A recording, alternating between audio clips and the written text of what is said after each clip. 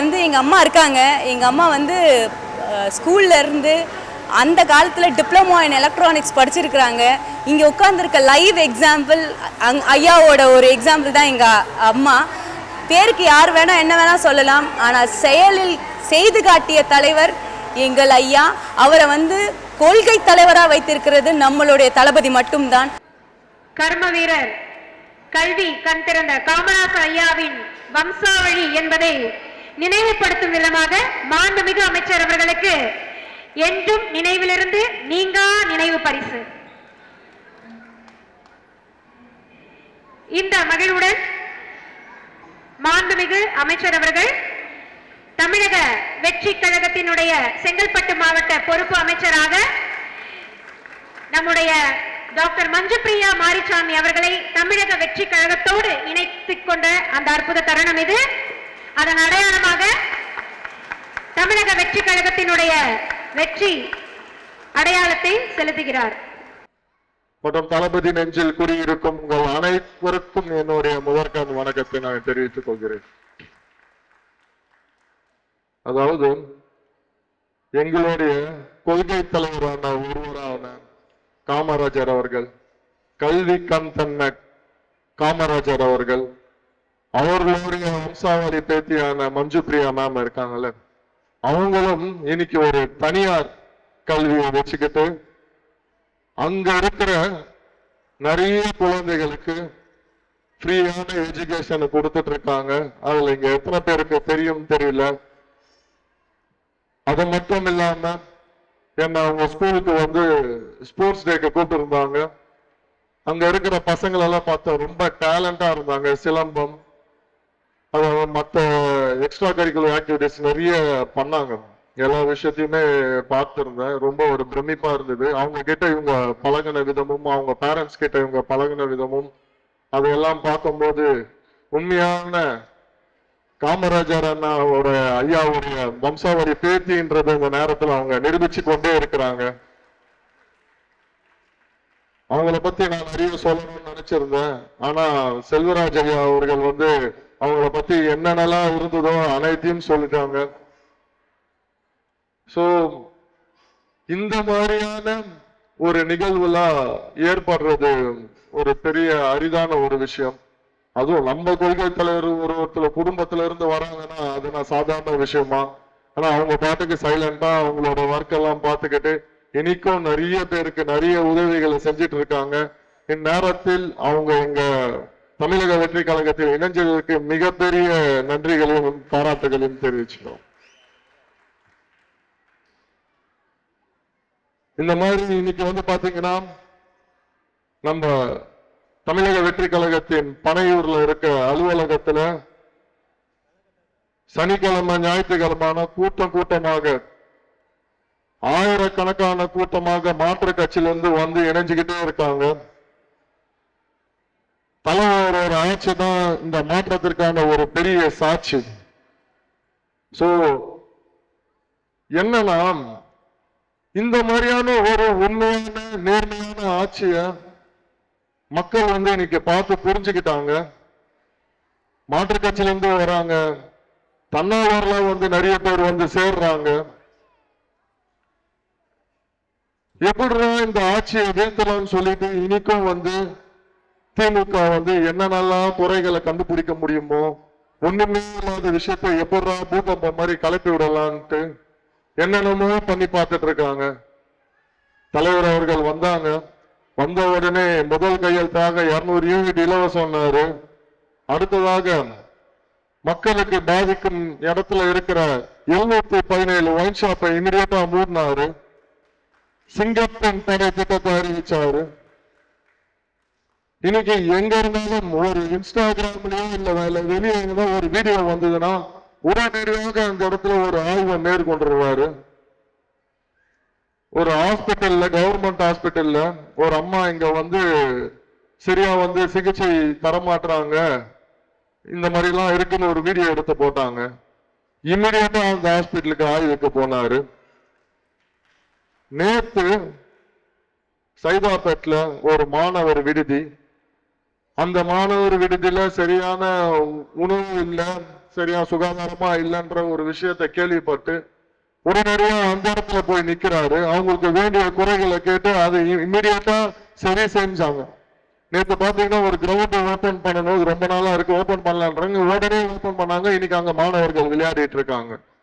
இதுதான் மாற்றம், இதுதான் உண்மையான ஒரு அரசியல் மாற்றம், இதுதான் மக்களுடைய ஆட்சி, இதுதான் ஒரு மனிதனுடைய ஆட்சி.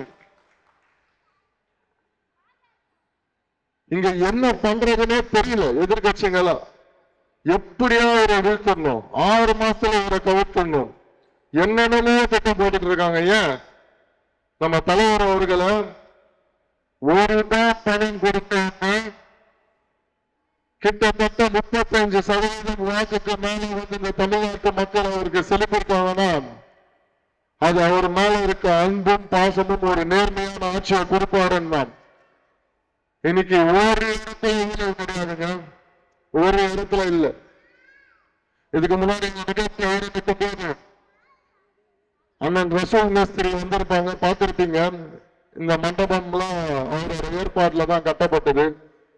அன்னைக்கு நான் அவர்கிட்ட சொன்னேன், ஒரு கிளீன் தாம்பரத்தை உருவாக்கும், கரப்ஷன் இல்லாத ஒரு தாம்பரத்தை உருவாக்கும்ட்டு. இன்னைக்கு கரப்ஷன் இல்லாத ஒரு தமிழ்நாட்டையும் தலைவர் அவர்கள் உருவாக்குனாரு. இப்ப அவர்கிட்ட கேட்டேன், எப்படி நடந்தது இந்த ஒரு 60 நாள் ஆட்சி, கரப்ஷன் நடக்குதான்னு.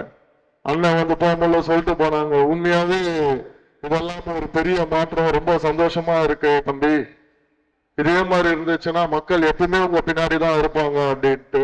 அதெல்லாம் இன்னைக்கு அவர் பண்ணவே முடியாதுன்னாரு. இன்னைக்கு அவர் வாயாலே ஒரு வார்த்தை வருதுன்னா அதுதான் தமிழக வெற்றி கழகத்தின் தலைவர் அவர்கள் ஜோசப் விஜய் அவர்கள்.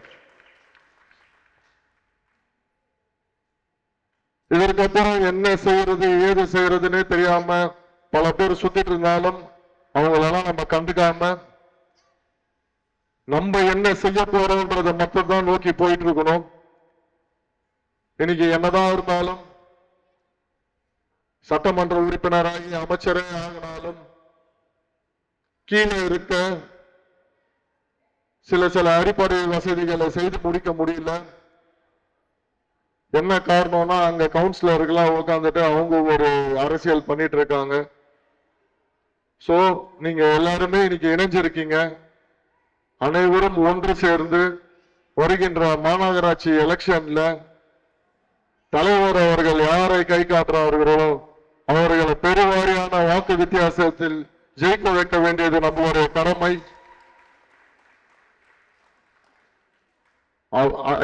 தலைவர் அவர்கள் முதலமைச்சரா ஆயிட்டாங்க. ஆனா அவருக்கு வந்து இவ்வளவு உழைக்கிறாரு, இவ்வளவு செய்யறாரு. அப்படி இருக்கும்போது நம்ம வந்து அவருக்கு வந்து திருப்பி செய்ய வேண்டிய கடமைகள் இதுதான். ஏன்னா அப்பதான் நம்ம மக்களுக்கு வந்து முறையாக வரி பணமாக இருந்தாலும் சரி, அவங்களுக்கு செய்ய வேண்டிய எந்த ஒரு விஷயமாக இருந்தாலும் சரி, அது முழுமையாக போய் சேரும். அதனால நீங்க எல்லாரும் சேர்ந்து வருகின்ற காலத்தில் ஒற்றுமையாக செயல்படுங்க. தமிழக வெற்றி கழகத்தில் இணைஞ்சிட்டோம், நம்மளுக்கு எப்படி இருக்கும் ஏது இருக்கும்லாம் நினைக்காதீங்க. உங்க வீட்டுல இருக்கிற ஒரு ஆள் போலதான் இங்க அத்தனை பேருமே நாங்க பழகுவோம். அதனால எந்த ஒரு குறை நிறை இருந்தாலும் நீங்க சொல்லுங்க, நம்ம அதை சரி செஞ்சு அதை நல்ல முறையில ஒரு மக்கள் சேவையாக உருவாக்கி நம்ம செய்யலாம்ன்றதையும் அந்த நேரத்தில் தெரிவிச்சு கொண்டு எனக்கு இந்த வாய்ப்பினை அளித்த அனைத்து நல்ல உள்ளங்களுக்கும் நன்றி கூறி விடைபெறுகிறேன். நன்றி, வணக்கம். ஈன்ற தாய் தந்தைக்கும் வளர்த்த தமிழுக்கும் என் நண்பனும் ஆசானும் ஆகிய என் கணவருக்கும் இந்த சபைக்கும் என் முதல் வணக்கம். எல்லாருக்கும் பசிக்குது, டைம் ஆயிடுச்சு, பரவாயில்ல, ஒரு தடவை கை தட்டிடலாமே. எங்க அண்ணனே ஒரு தடவை அப்படின்னு கேட்டார்ல, அவரோட வழியில நானும் ஒரு தடவை கேட்டுக்கிறேன். இந்த இடம், இந்த மேடை எனக்கு ரொம்பவும் சிறப்பான மேடை, ரொம்பவும் முக்கியமான மேடை, என் வாழ்க்கையின் ஒரு புதிய அத்தியாயம் இந்த மேடை. இந்த மேடையில் நான் நிற்பதற்கு ஒரு 3 பேர் எனக்கு மிக மிக மிக முக்கியமான நபர்கள். இந்த வாய்ப்பை ஃபர்ஸ்ட் எனக்கு ஏற்படுத்தி கொடுத்த என் தாய் தந்தை, என் கணவர், 3 பேருக்கும் என்னுடைய மனமார்ந்த, என்னுடைய ஆசைகளுக்கு எல்லாம் எப்பொழுதும் எந்த இடத்துலயும் தடை சொல்லாத 3 பேர். இந்த மேடையில் அவர்களுக்கு நன்றி சொல்றேன். இப்படி ஒரு மக்கள் விழாவிற்கு, இந்த மக்களை பார்ப்பதற்கு உங்கள் அனைவரையும் வரவேற்பதற்காக இன்று இங்கு வந்திருக்கும் நம் தாம்பரத்தின் தங்க மகன், நம் தளபதியின் செல்ல பிள்ளை. நீங்க நம்ம அமைச்சரை எப்ப பார்த்தாலும் அவர் நேரா பார்ப்பார். எத்தனை பேர் பார்த்திருக்கீங்கன்னு எனக்கு தெரியல. அவர் எப்ப பார்த்தாலும் அவரோட 2 புருவத்திற்கு நடுவில் அந்த 2 கண்கள் நேராக பார்க்கும்.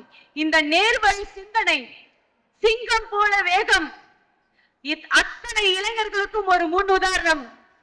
நம் மாண்புமிகு அமைச்சர், மனிதவளத்துறை அமைச்சர் திரு டி சரத்குமார் அவர்களை உங்கள் கரகோஷத்தோடு நம் தாம்பரத்தின் தங்க மகனுக்கு இந்த வெற்றி விழாவை ஏற்று இன்று இங்கு சிறப்பாக நடத்த வந்திருக்கும் நம் கழக தோழமை அனைவருக்கும் உங்கள் சார்பாகவும் இந்த மண்ணின் மைந்தர்கள் சார்பாகவும் என் முதல் வணக்கம்.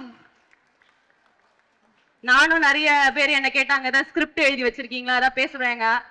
எங்கள் இயக்கத்திற்கே தேவையில்லை உங்கள் ஸ்கிரிப்ட், எல்லாம் இங்க இருந்து வருது.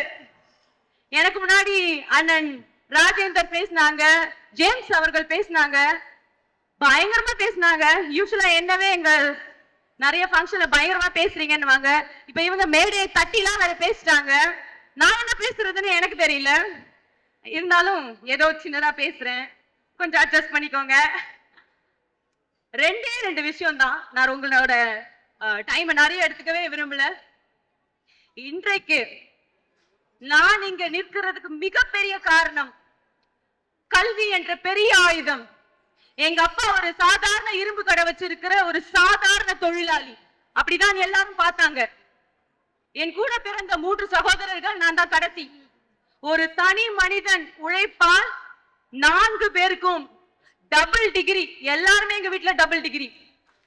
நான் master of engineering from Anna university, bachelor of education, diploma in special education, I'm பெங்களூர்ல போய் ஆண்டர்பிரினர்ஷிப் டெவலப்மெண்ட் ட்ரைனிங் படிச்சேன்.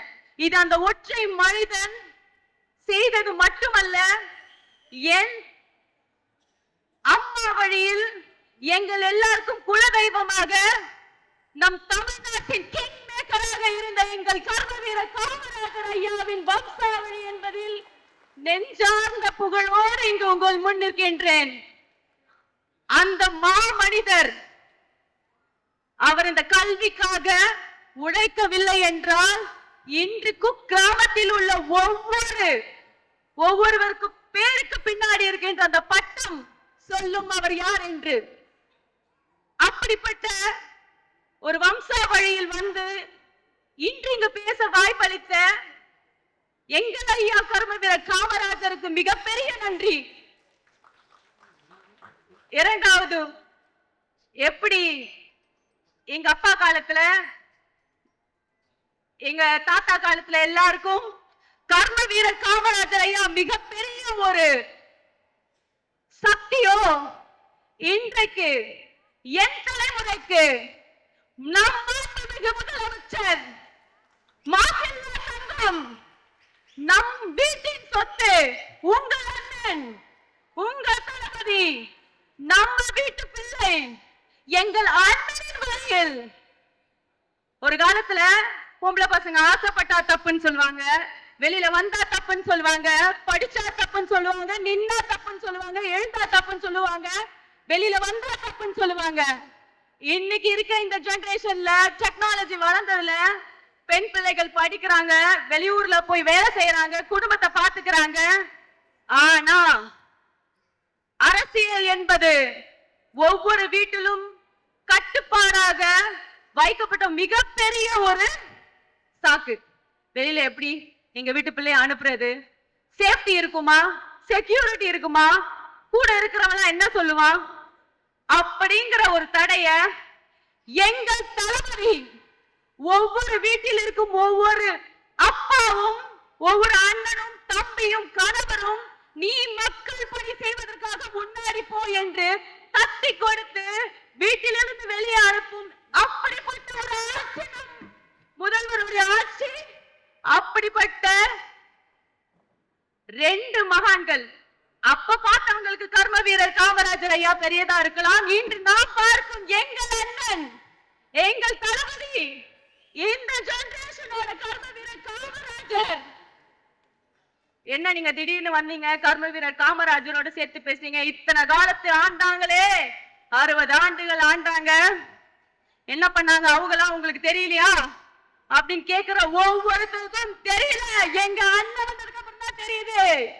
வீட்டுல இருக்க ஒவ்வொரு பெண்களும் வெளியில வந்து தைரியமா இன்னைக்கு அரசியல் கல்பனை செய்யறாங்க அப்படின்னா அதற்கு சான்று எங்கள் அண்ணனின் ஆட்சி, உங்கள் அண்ணனின் ஆட்சி. இந்த இரு பெரிய மகான்கள் எனக்கு கொடுத்த வாய்ப்பு இன்று நான் இங்கு நிக்கிறேன். ஒரே ஒரு விஷயம் சொல்லிக்கிறேன். கடந்த ஒரு சில காலங்களாக ஒரு சில பீரியட்ல நான் ரொம்ப நிறைய விஷயங்கள் நம்மளுடைய மாண்புமிகு மனிதவளத்துறை அமைச்சர் அவர்களை ரொம்ப ரசிச்சு சில விஷயங்கள் பார்த்ததுண்டு. இவ்வளவு சின்ன வயசுல இவ்வளவு நேர்மையாகவும் இவ்வளவு திறன்படவும் மக்களுக்கு பிடித்த கதாநாயகனாகவும் தளபதியின் செல்ல பிள்ளையாகவும் எப்படி அந்த மனுஷன் இருக்கிறாரு அப்படின்னு நிறைய விஷயங்கள். நம்ம தான் ஒரு அகாடமிஷியன் ஆச்சே, எப்படியும் தூண்டி துருவி எல்லாத்தையும் பார்க்க தானே செய்வோம். ஒன்றே ஒன்றுதான் என் கண்ணில் பட்டது, நேர்மை, சிரிப்பு, மக்களுக்காக வந்துள்ள அந்த ஒரு மகத்தான எண்ணம். அமைச்சரே, அதனால்தான் நீங்க செல்ல பிள்ளை போல முதலமைச்சருக்கு. உங்கள் வழியில் இந்த சின்ன சின்ன எங்களை மாதிரி சின்ன சின்ன மக்களும் வீட்டிலிருந்து தைரியமாக உங்களோடு சேர்ந்து இந்த களப்பணியை செய்ய வந்திருக்கின்றோம். ஒரே ஒரு டைலாக், தம்பி அப்படின்னு நான் சொல்லலாமா? தம்பின்னு சொல்லலாமா? உங்களுடைய தம்பி நமது அமைச்சர். ஒரு ஃபேமஸான படம், ரொம்ப ஃபேமஸான படம். அந்த படத்துல ஒரு டைலாக் வரும், நீ இறங்க ஆடு கபிலா, இது நம்ம ஆட்டம். அந்த மாதிரி நீங்க இறங்க ஆடுங்க, உங்க பின்னாடி இத்தனை பேர் இருக்கும். இது ஆண் பெண் பாலினம் பாராது, மக்களுக்காக மக்களால் தேர்ந்தெடுக்கப்பட்ட நம் தளபதியின் ஆட்சியில் வீட்டுக்கு ஒரு விஜய் இருப்பார் என்று சொன்னார்களே, அதே போல் இந்த தாம்பரத்தில் வீட்டுக்கு ஒரு சரத் இருப்பார். அது பெண்ணாகவோ ஆணாகவோ மக்கள் பணியில் நீங்க இறங்க ஆடுங்க, கூட நாங்க இருக்கிறோம். இந்த வாய்ப்பளித்த தமிழக வெற்றி கழகத்தின் அன்பு தளபதியும் நம் பொதுச் செயலாளர் அண்ணன் ஆனந்த் அவர்களுக்கும் என் சிரம் சார்ந்த வணக்கத்தையும் நன்றியையும் உங்களுக்காக, இனி உங்களுக்காக இந்த பணியை செய்வேன் என்று என் மனதார இன்னைக்கு உங்க முன்னாடி உறுதி இருக்கின்றேன். வாருங்கள், இணைந்து நம் தம்பியோடு நம் தாம்பரத்தின் தங்க மகனோடு செயல்படுவோம். நன்றி, வணக்கம். வணக்கம், என் பேர் டாக்டர் மஞ்சு பிரியா. நான் நிறைய கல்வி நிறுவனங்கள் நடத்திட்டு வரேன். தமிழ்நாடு ஸ்பெஷல் ஒலிம்பிக்ஸோட ட்ரெஷராக இருக்கேன். தமிழ்நாடு டிஃப்ரெண்ட்லி ஏபிள் கிரிக்கெட்டோட பிரசிடெண்ட்டாக இருக்கேன். இதெல்லாம் நான் கிட்டத்தட்ட ஒரு 10 வருஷமாக நான் பண்ணிகிட்ருக்கேன். இதெல்லாம் எனக்கு ஒரு மிகப்பெரிய மக்கள் பணி செய்கிறதுக்காக ஒரு ஊக்குவிக்கும் வகையில் எனக்கு மிகப்பெரிய ஒரு பலமாக இருந்தது. இன்றைக்கி தமிழக வெற்றி கழகத்தில் சேர்றதுக்கான அந்த ஒரு சின்ன ஒரு ஸ்பார்க், அந்த ஒரு மனசில் ஒரு மிகப்பெரிய ஒரு வலிமை கொடுத்தது எங்கள் அன்பு தளபதி, நம்ம மக்களின் முதல்வர் அவர்களால் தான் இந்த இடத்துல நாங்கள் இங்கே உட்கார்ந்துருக்கேன். நம்மளுடைய கழகத்தின் பொதுச் செயலாளர் அண்ணன் ஆனந்த் அவர்களின் ஆசீர்வாதத்தோடு இன்று தமிழ்நாட்டில் மனிதவள மேம்பாட்டுத்துறை அமைச்சராக இருக்கும் டி சரத்குமார் அவர்கள் முன்னிலையில் இன்னைக்கு ஒரு 300க்கும் மேற்பட்டோரோட கழகத்தில் இணைஞ்சிருக்கோம். மக்கள் பணி செய்வதற்காக வந்திருக்கின்றோம். நிறைய தலைவர்கள் இருக்காங்க. எங்களுடைய தாய் வழியில் வம்சாவழியாக எங்களுடைய தலைவர் கர்ம வீரர் காமராஜர் ஐயாவின் என் தாய் வழியில் எனக்கு அவர் தாத்தா, என்னுடைய ஐயா அவர்கள், அவரோட சேவை எப்படியோ கல்வி என்பது ஒரு நாட்டிற்கான முன்னேற்றத்திற்கான முதல் படி அப்படிங்கிற அந்த ஒரே ஒரு கொள்கையை எடுத்துக்கொண்டு இன்னைக்கு அதே மாதிரி இந்த ஜென்ரேஷனோட கர்ம வீரர் காமராஜர் ஐயாவாக நாங்கள் பார்க்கப்படும் எங்கள் மக்களின் முதல்வரோட இணைந்து வேலை பார்க்கணும் அப்படிங்கிற ஒரு ஆசையாக தமிழக வெற்றி கழகத்தில் நான் வந்து இணைந்திருக்கின்றேன். கொள்கை தலைவராக கட்சியில் இருக்கக்கூடிய கொள்கை தலைவர் காமராஜர் அவர்கள் வந்து பல கட்சிகள் வந்து அவங்க வந்து பேருக்கு பயன்படுத்திக்கிறாங்க. ஆனால் பெருக்க சூழ்நிலை எப்படி இருக்கு உங்களோட கருத்து என்ன? எங்கள் ஐயாவோட பேரை பயன்படுத்தாத கட்சிகளே கிடையாது. இங்கே வந்து எங்கள் அம்மா இருக்காங்க. எங்கள் அம்மா வந்து ஸ்கூல்லேருந்து அந்த காலத்தில் டிப்ளமோ இன் எலக்ட்ரானிக்ஸ் படிச்சிருக்கிறாங்க. இங்கே உட்காந்துருக்க லைவ் எக்ஸாம்பிள் ஐயாவோட ஒரு எக்ஸாம்பிள் தான் எங்கள் அம்மா. பேருக்கு யார் வேணால் என்ன வேணால் சொல்லலாம், ஆனால் செயலில் செய்து காட்டிய தலைவர் எங்கள் ஐயா. அவரை வந்து கொள்கை தலைவராக வைத்திருக்கிறது நம்மளுடைய தளபதி மட்டும்தான். இதுலேயே உங்களுக்கு புரிஞ்சிருக்குமே யார் வந்து கொள்கைக்காகவும் யார் வந்து விளம்பரத்திற்காகவும் எங்கள் ஐயாவை பயன்படுத்துவது என்று.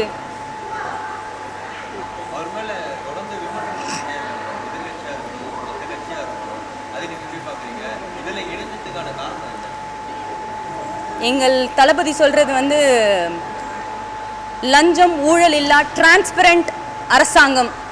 இன்றைக்கி வந்து மக்களுக்கு தேவையானது டிரான்ஸ்பரன்சி. நான் வந்து ஒரு பொது பணியில் இருக்கிறேன். நான் மக்களோடு மக்களாக பயணித்திருக்கிறேன். மாற்றுத்திறனாளிகள் குழந்தையோடு பயணித்திருக்கின்றேன். அவர்களோட பெற்றோர்களோடு பயணித்திருக்கின்றேன். இங்கே நிறைய விஷயம் கண் துடைப்புக்காக மூடி மறைக்கப்பட்ட நிறைய உண்மைகள் இருக்குது. ஆனால் இந்த 6 மாதத்தில் உங்கள் எல்லாருக்குமே தெரியும் இங்கே எப்படி கரப்ஷன் குறைஞ்சிருக்குன்னு. நானே ஒரு எக்ஸாம்பிள் சொல்கிறேன்.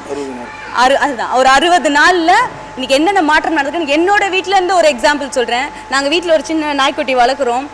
நாய்க்குட்டிக்கு வந்து ஒரு 4-5 மாதத்துக்கு முன்னாடி ஒரு இன்ஜெக்ஷன் போட்டோம். அப்போது இங்கே லோக்கலில் இருக்கிற ஒரு ஹாஸ்பிட்டலில் போடும்போது அங்கே இருக்க கம்பவுண்டர் வந்து எங்களுடைய வேலை செய்கிற எங்களுடைய அக்கா கிட்ட வந்து 200 ரூபாய் கேட்டிருக்காரு.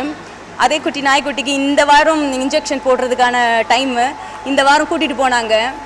இன்ஜெக்ஷன் மட்டும்தான் போடப்பட்டது, 200 ரூபாய் வாங்கப்படவில்லை. இந்த சின்ன 200 ரூபாயில் ஸ்டார்ட் பண்ணுறது இன்றைக்கி எத்தனையோ கோடிகள் அது நிப்பாட்டி இருக்குது. அது மக்களுக்கான பணம், நாட்டுக்கான பணம். அது நாட்டுக்கு முன்னேற்றத்திற்கு அந்த லஞ்சம் வாங்காத அரசாங்கம் நடத்துகிற ஒரே தளபதி நம் மக்கள் தளபதி தான். இது நம்மளுடைய பணம் இல்லையா, அது நமக்காக கண்டிப்பாக நடக்கும்.